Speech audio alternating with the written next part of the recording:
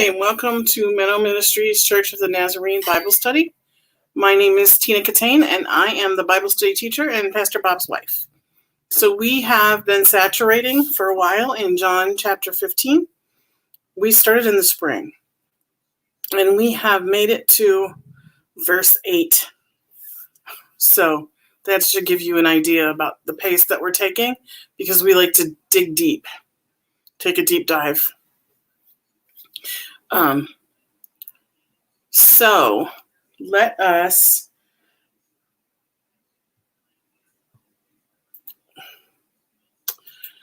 if Pastor Bob would turn off his sound, that would be wonderful, because I hear myself coming back at me and I can't think when that's doing that. So okay, so we are in John 15:8, and so we started in the spring in the beginning of John 15, and we did an overview of the book of John. We looked at the life of the Apostle John. We looked at all the chapters in John.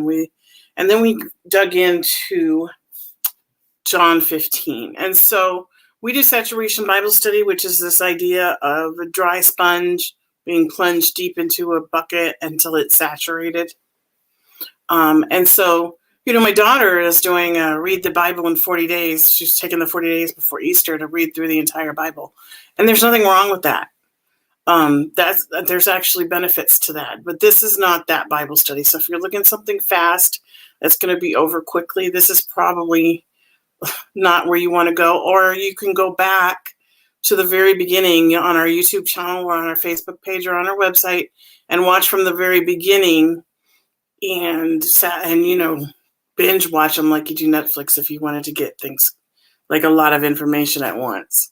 Okay, so I'm just going to do a little recap. Let me just share my screen with you. This is what we use for those who are new. I use BibleHub.com. So this is at BibleHub.com. And then I just typed John 15 into the search bar. So John 15, 1 through 8 says, I am the true vine, and my Father is the keeper of the vineyard. He cuts off every branch in me that bears no fruit, and every branch that does bear fruit, he prunes to make it even more fruitful. You are already clean because of the word I have spoken to you. Remain in me, and I will remain in you. Just as no branch can bear fruit by itself unless it remains in the vine, neither can you bear fruit unless you remain in me. I am the vine, and you are the branches. The one who remains in me and I in him will bear much fruit, for apart from me, you can do nothing. If anyone does not remain in me, he is like a branch that is thrown away and withers. Such branches are gathered up, thrown into the fire, and burned. If you remain in me and my words remain in you, ask whatever you wish and it will be done for you. This is to my Father's glory, that you bear much fruit, proving yourselves to be my disciples. So we covered a lot of ground in those first 7 verses, and there's just one overarching message that we get out of this, and it really can't be denied, that there is just one thing, which it's a one-trick pony kind of thing. And that that conclusion of this vine and branch and abiding or remaining idea is intimacy and connection and relationship. So this this world that we live in today, there's a lot of talk about connectedness, and especially with this social distancing and that kind of stuff that's going on. How do we remain connected? Well, this is the number one message that Jesus is trying to drive home here in this passage, is the connectedness. So he starts out with, I am the true vine, and my Father is the keeper of the vineyard. And he talks about branches in him. And so there's a relationship there between the vine and the branch. And then he says, you are the branch. So he's talking about a relationship between a vine and a branch, but it's an analogy, it's an example or a picture. He's painting a picture of this relationship that he wants to have with us. And it's this connected idea. The vine and the branch are not separate in any way. They are connected. and everything, the sap, the DNA of the fruit, all that stuff that's in the vine are also in the branch. It's flowing into the branch from the vine because they're so connected that they're one thing. So that's his single focus in this section, because there's really one single purpose that God created us for, and that is relationship. And you don't have to take my word for it. Just read the Bible from start to finish, and you will see that God created man and started out in relationship with him. And then that relationship was broken. And so then he sent his son to restore that relationship so that we could have an eternal relationship with him. And a relationship that starts the moment that we accept Christ and he comes to live inside of us, and then continues for eternity. So it's all about this connectedness, this intimacy and relationship. I remember a long time ago, we were going to Lapeer Church of the Nazarene, and they had an Easter musical, and it was called In the Gardens. And the one man got up and sang, and he had this deep baritone voice that was really beautiful. And he sang this song called Adam, Where Are You? And the words were, Adam, where are you? I came to walk with you and found an empty space where face to face we used to talk. Adam, I love you, and I will find a way to bring you back one day to where we first began. Now those words, those lyrics to that song made such an impression on me that I can remember them. And that was, my children were small. My daughter must have been 8 at the time. So, that's 25 plus years ago. So it was so moving because it was such a picture of the heart of God and his desire and his longing to have a relationship with us. And so then my heart reflected that same longing to have a relationship with him. And so that song really, really made an impact on me, because if you try to go find it, I think you can find a cassette that somebody's trying to sell on Amazon, and maybe the songbook, but you can't find it anywhere. And the lyrics aren't anywhere that I could find anyway. I went looking to make sure I was remembering correctly. But even if I have the words a little bit wrong in here, the whole idea is there, the feeling and the meaning behind it, that God is longing for this relationship with us.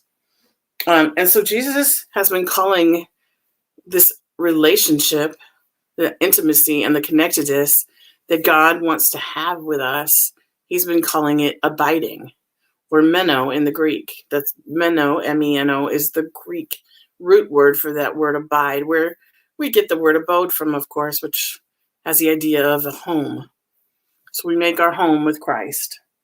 And so when we look at verse 8, and let me just make this full screen so you can really see it. Verse 8, this is to my Father's glory, that you bear much fruit, proving yourselves to be my disciples. So the whole idea, the main idea of this verse is all about this discipleship.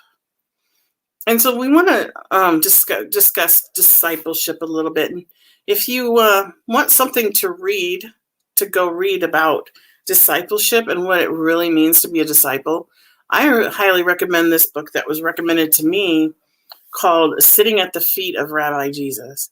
And it's all about what it was like to be a disciple in the first century, not just of Jesus, but of any teacher. And so especially in the Jewish culture, let me just go back here. The rabbis or the teachers would have each have their own kind of philosophy, their own bent, so to speak, on the scriptures of the Old Testament. And they would teach their philosophy, their ideas in the synagogue. And these boys who, now if you went to school then and you weren't very good at memorizing the first 5 books of the Torah, then you would be sent home to learn your father's trade. But if you were good at that, then you would remain in school and you would go through the prophets and the Psalms and that kind of thing. And you would continue to learn. And once you were done with that, then you could go and try to become a disciple of a rabbi. And what you would do is you would go listen to them speak, the different rabbis, and you would decide which ones you wanted to learn under, which ones you agreed with, and you would go and ask them, you would petition that rabbi and ask if you could become their disciple. And then the rabbi would either accept or reject you. And so we can see already, just what I'm saying, that Jesus did it totally backwards and upside down. First of all, all the men he chose were doing their father's trade when he chose them. So they were the ones sent home. They weren't the ones who stayed in school and learned the whole Old Testament like the other students did. And he chose his disciples, not the other way around. They didn't come to him and ask to be a disciple. Because in their minds, it wasn't a possibility. They had been sent home to learn their father's trade, and becoming a disciple while it might have been some kind of distant dream, that every boy in that culture would have loved to be a disciple of a rabbi and maybe even a rabbi themselves one day. For these men, it just wasn't a possibility. So they weren't expecting it. And so here comes Jesus and asks them, come follow me and be my disciple. And of course they dropped their nets and they went, because that was every Jewish boy's dream, to be that. So, well, maybe not every, but that was the common dream of the boys then. It was a great honor to be a disciple. And so in this book that I read, I learned some things like the whole idea behind being a disciple was not a 12-week course. They weren't going to spend 12 weeks with their rabbi while he taught them his bent on things and then go off on their own. It was not even a 12-year education where at the end of 12 years you graduate and now you are able to go off on your own. This was a lifetime situation where you spent a lifetime being a disciple of the rabbi that you chose. And it was an intimate, close relationship. It wasn't an hour on Monday morning where you went to a lecture. They spent every day, all day long with their rabbi. They followed him everywhere. And they had a saying in those days that it was an honor to be covered in the dust of your rabbi's feet, the dust from your rabbi's feet. So, they had a lot of dust back then, and the rabbi would walk and stir up the dust as he walked. And if you were walking close enough behind him, then that dust would get on you. And so that was an honor to be covered in the dust of your rabbi. And they would watch everything he did and try to not copy him. It was not, what's the word I'm looking for? It was not a mimicking or a, I can't find it. It was not a copying kind of thing. It wasn't a what would Jesus do? Let's do that kind of thing. It was a learning him, knowing him so well and so deeply that you started to become like him, and you started to speak like him, and you started to your gait would change, and you would start to walk like him, and your gestures you would start to change to where you pretty soon it would be like a little mini rabbi of whoever this rabbi was. They would see, they would know that you were his disciple because, you parted your hair the same way he did. And you used the same phrases when you spoke and this kind of thing. So that was the idea of discipleship. And it was a long time, lifelong commitment to that rabbi. So let's go back to our verse here. So this whole idea is about proving yourselves to be disciples, and that this is to my Father's glory. So let's just go into the interlinear. First we had to pick just verse 8, because that's the way the interlinear works. So then it takes us to just verse 8. And then we can go up here to interlinear.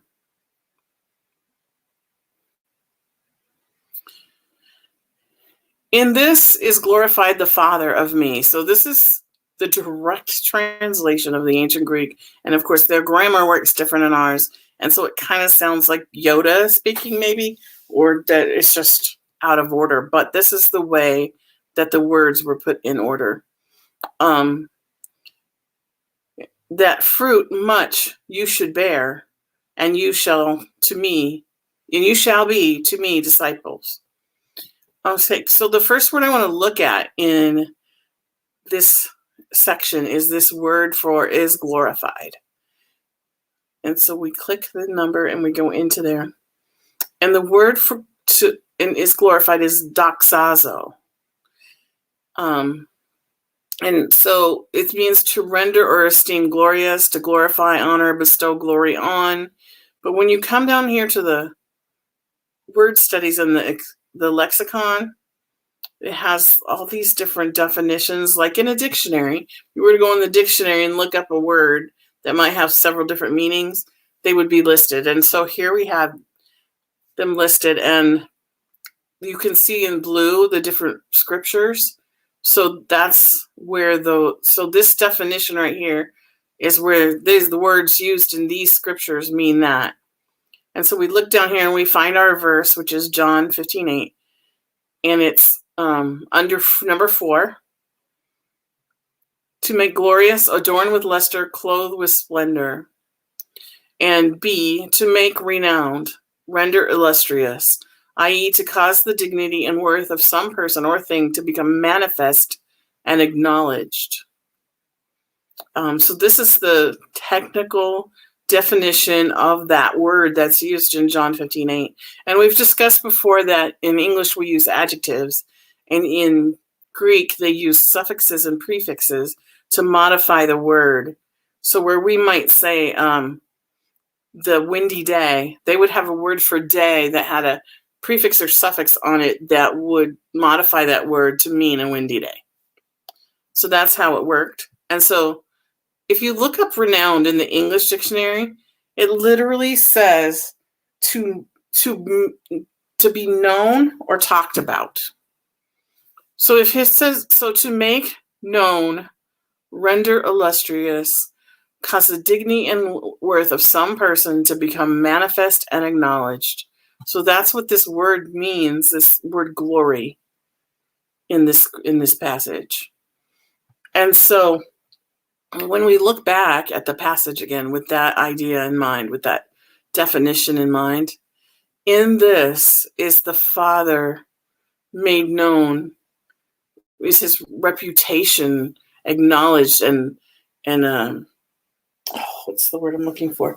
Demonstrated to people through what we're doing. So his Father is being made known, is being demonstrated.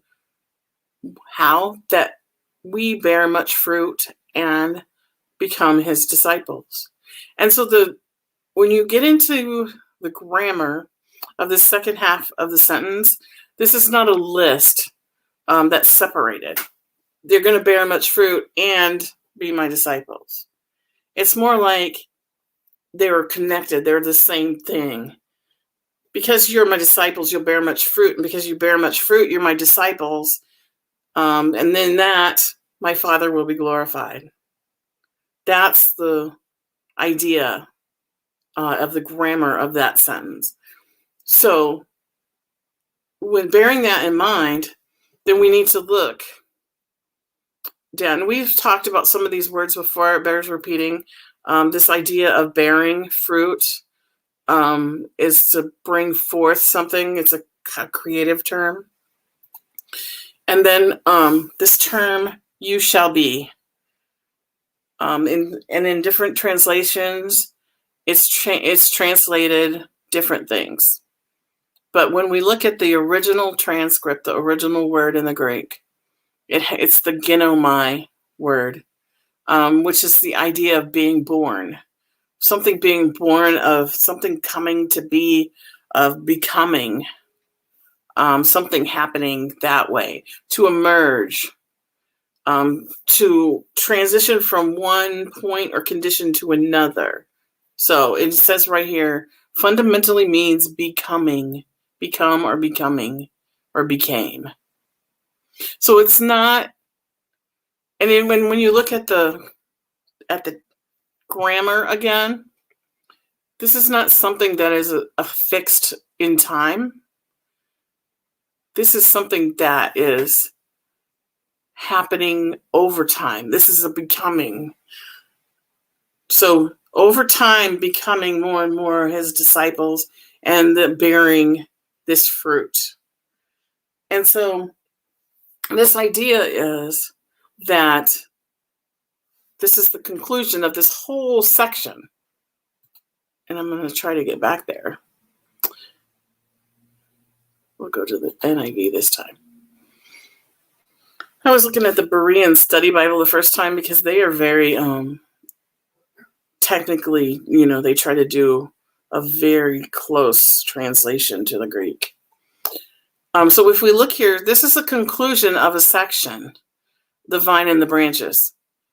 And he's concluding with what he's been saying up here. So he had this thesis statement. And so anyone who's ever written a paper or given a sermon or anything like that knows you start with your thesis statement. And so here's his thesis statement. He is the true vine. And what does that mean? And so he goes in and he repeats this word abide or meno 8 times within this section. He just keeps repeating it over and over again. And so this whole idea of remaining within him, being connected to him, that's the whole point behind this whole section. And he's saying, his last verse 7 says, if you remain in me and my words remain in you, ask whatever you wish and it will be done for you. We talked about how if we're really abiding with him, the things we ask for are going to come out of that relationship. And so we're not going to be asking for things like a Porsche, a new house, and that. Unless we were homeless and destitute, maybe we would ask for a new house. But you understand what I'm saying. And then he's saying that to conclude that whole section, this is to my Father's glory, that you bear much fruit and show yourselves to be my disciples. So this is kind of a weird, when we look at the original, like I'm not sure how they came up with showing yourselves to be my disciples, but it's the whole idea that we are glorifying God. We're making him known. We are demonstrating his person in the world. And so we talked about disciples earlier. We talked about how they became so much like their rabbi that you could tell they were the disciples of that rabbi. And so how much more powerful is it that our rabbi, our teacher, lives within us and has merged with us and is connected with us in this intimate relationship so that we really can demonstrate who he is to the world. And in that, making known, God being made known to the world, then that draws more people into relationship. That's the purpose, to draw. He wants everybody to be in this intimate relationship with him. And you are the demonstration of that when you are abiding. So I think that is it. I'm looking at my notes over here to make sure I haven't forgotten anything. We are going to go next time, and we are going to start on verse 9. And so this is going to be, so now he was talking about what it means to abide and what happen if you do and don't abide and what the expectation is. So now he's going to show us what that looks like in practice. What does abiding look like in our day-to-day practice? And so we're going to look at that a little bit next time. Okay, so that's it for today. And thank you for joining me. Please be sure to like and subscribe and comment and share us so that more people can see these studies. And we sure appreciate you coming. I'm just going to pray real quick and then we'll be done. Dear Lord, I just thank you for your word. And I thank you for your heart that wants to have a close relationship with us. That was your purpose all along. And we long for that too. And so We ask you to draw us to you and bring us into this abiding relationship with you if we aren't already. And if we are, that you would just make it stronger, that it would be stronger, and we would bear more fruit so that we can glorify you even more in our lives. In Jesus' name, amen. Have a good week.